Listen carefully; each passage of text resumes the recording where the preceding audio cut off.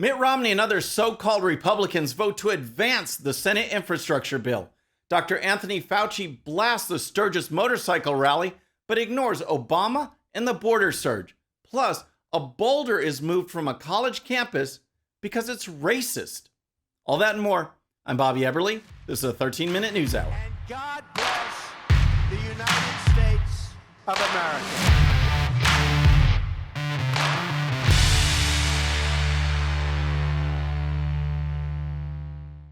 All right, friends, welcome to the show. Happy Monday. I hope you had a great weekend. If you're new to the show, thank you so much for tuning in. We're going to start with Mitt Romney, Bill Cassidy, and a host of GOP senators that sold out. They sold out to the Democrats to advance this Senate infrastructure bill. Now, this was the weekend for action. This was the weekend to kill the bill. There was a filibuster. That was the chance to kill it right then and there. Now, the 50 Democrats in the Senate, you know they were going to vote to end the filibuster. But that means that they still needed 10 Republican senators. Turns out they had 18 who voted to end the filibuster and continue this $1.2 trillion massive spending spree where only 10% of the bill addresses actual infrastructure. It's absolutely outrageous. And here's the story. The Senate worked into the night Sunday on President Biden's $1.2 trillion infrastructure bill, heading toward passage early this week in a debate that is pitting the president against former President Donald Trump. In a 68-29 vote, the Senate advanced the 2,702-page bill after weeks of negotiations. The package's consistent bipartisan support was evidenced by 18 Republicans joining all 50 Democrats to overcome the Senate's 60-vote filibuster threshold. It's a win for Republicans, and it's a win for Biden. It's a win for Democrats, said Senator Mitt Romney, a Utah Republican who helped craft the deal. It's a win for the Senate to say we can work together, that we've been able to overcome partisan differences to do something that's right for America. It's unbelievable. $1.2 trillion. And as I mentioned, less than 10% of that is actual infrastructure, roads and bridges. The rest is pet projects that the federal government has no business in.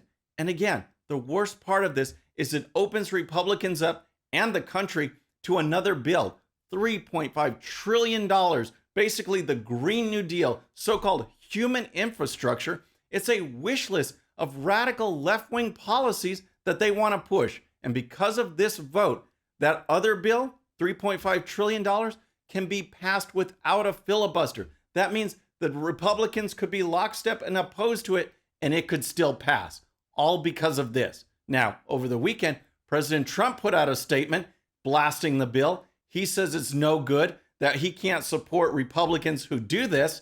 And here's the former president. Joe Biden's infrastructure bill will be used against the Republican Party in the upcoming elections in 2022 and 2024. It will be very hard for me to endorse anyone foolish enough to vote in favor of this deal. Nancy Pelosi and the Democrats understand that this is the way to get the horrendous $3.5 trillion, actually $5 trillion, Green New Deal bill done in the House. Mitch is playing right into Nancy's hands, not to mention the fact Chuck Schumer is already going around saying that this is a big victory for the Democrats. Now, former President Trump is absolutely right, and this is what is so frustrating, folks. We have Republicans that are not living up to the conservative ideals for which they were elected. And I tell you what, I'm tempted to just pick up the phone and call former President Trump and say, hey, I'm one of those guys who will run. You want to support me for Senate in the primary? Then let's do a deal. Because this is outrageous, folks. 18 Republican senators voted with the Democrats. It's just out of control that we can't count on them to stay lockstep. A much better deal would have been to put together a real infrastructure bill when we take control of the House and Senate in the next term and do something for real. Now, Bill Cassidy, Republican senator from Louisiana, he addressed former President Trump's comments. So obviously the question is not the pay-fors or the debt and deficit. It's that he wants it has to be his. To me, this belongs to the American people. To that person stuck in traffic in Baton Rouge, getting over the Mississippi River Bridge, or in Lake Charles, getting over the Calcasieu Ship Channel, I could list all the cities in my state.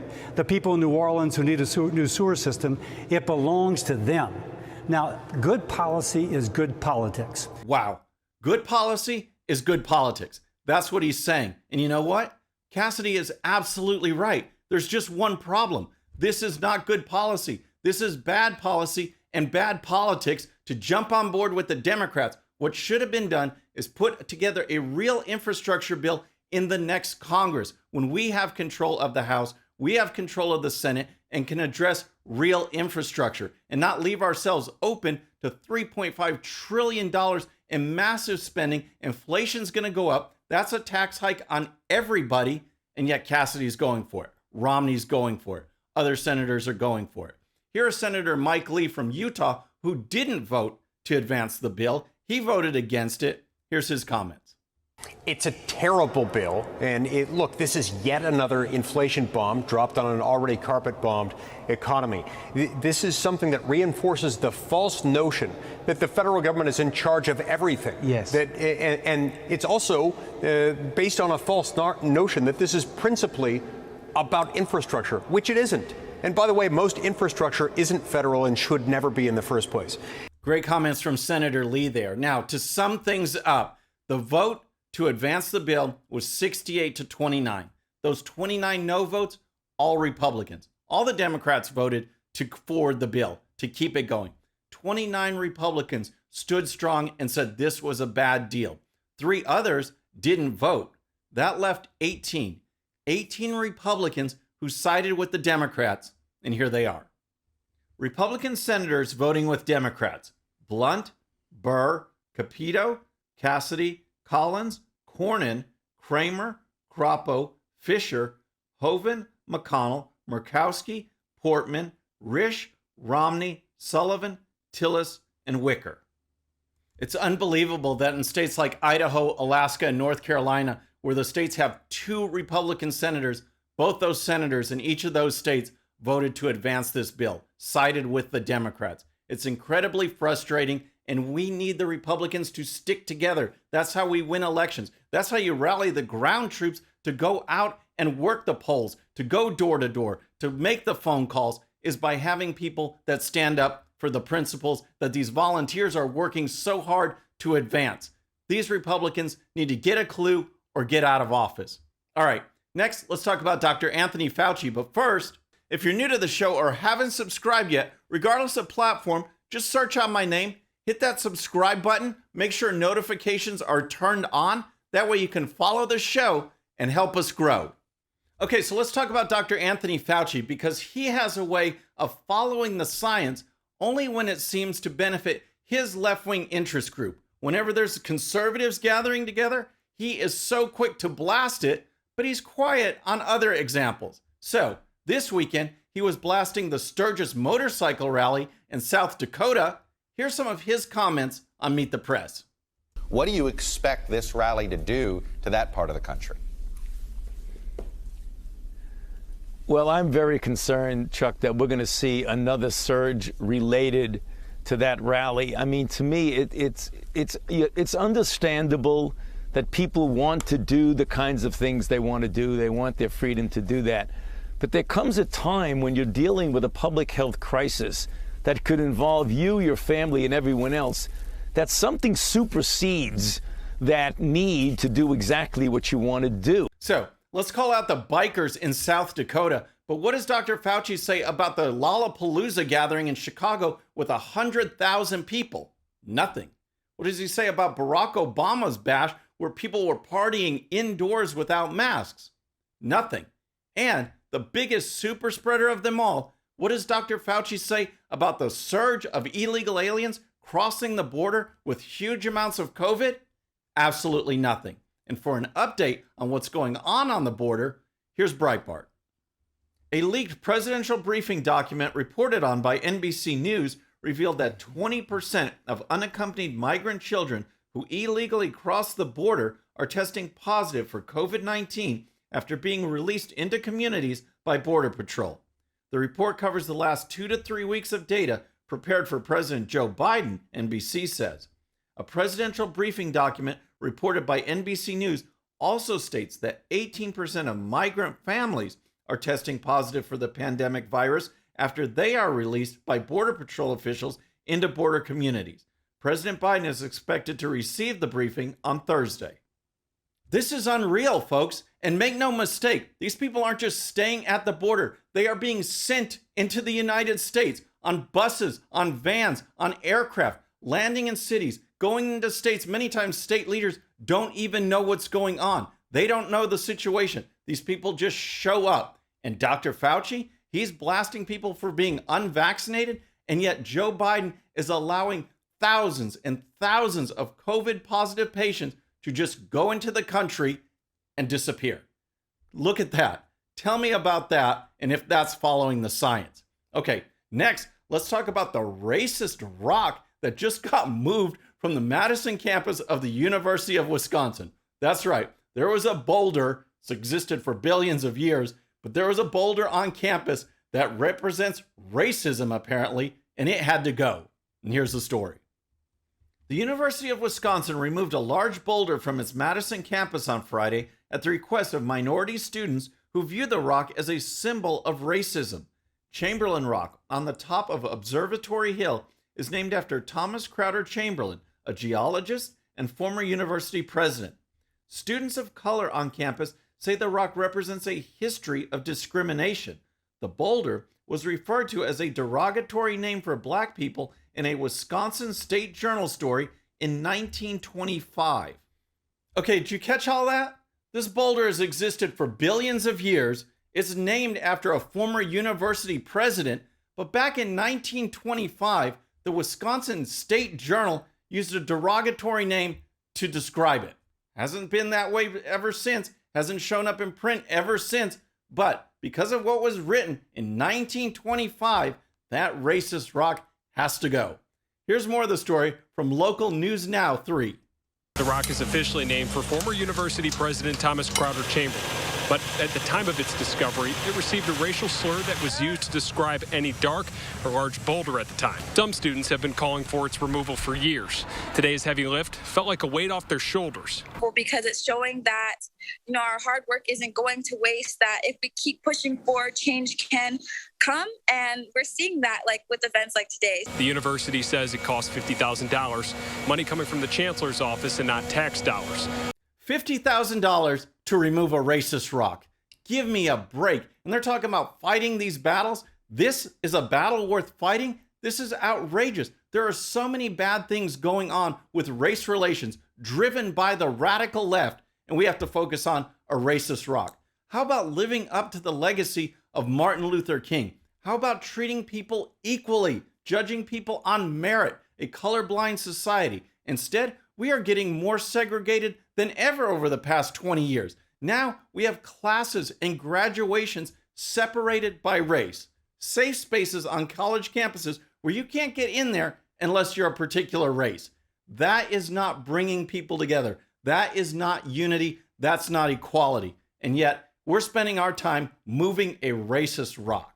All right, next I want to talk about what's going on in Chicago. Mayor Lori Lightfoot, I come up to this topic again and again because I just have to give an update, because the radical left loves to talk about guns and loves to talk about violence, but they never talk about what's really going on weekend after weekend, day after day in places like Chicago, where by any definition, you have a mass shooting this weekend in Chicago, yet no one's covering it.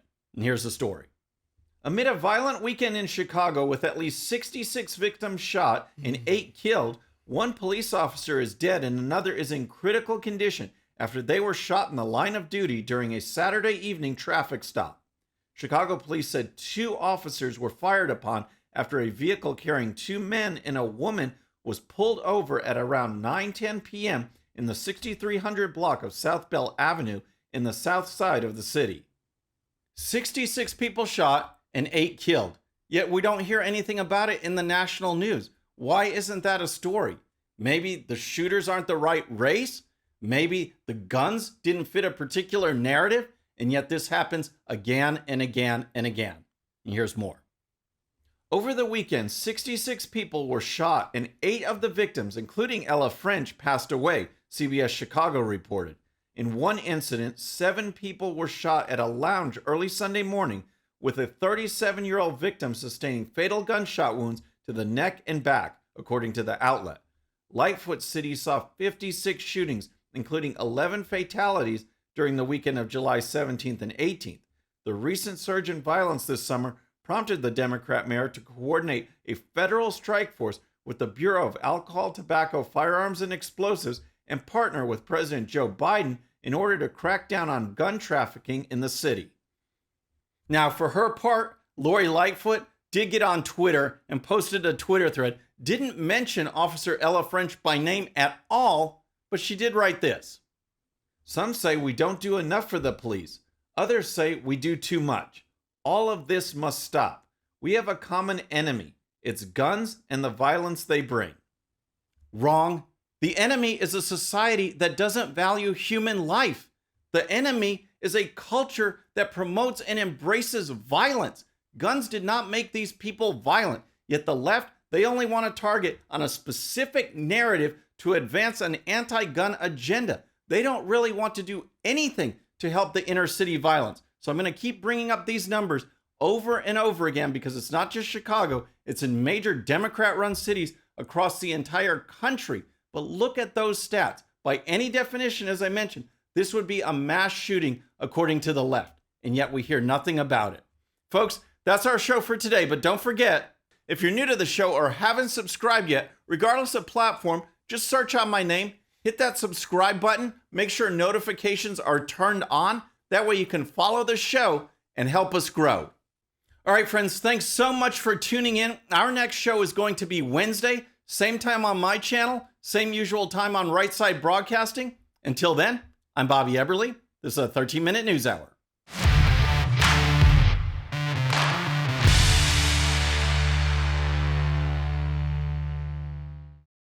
Okay, friends, thanks so much for watching. And before you go, please hit that subscribe button, hit that bell so you'll be notified. And here's a special video just for you so you can watch even more of the 13-minute news hour. And don't forget to check out GOPUSA.com for the best in conservative news and commentary. We'll see you next time.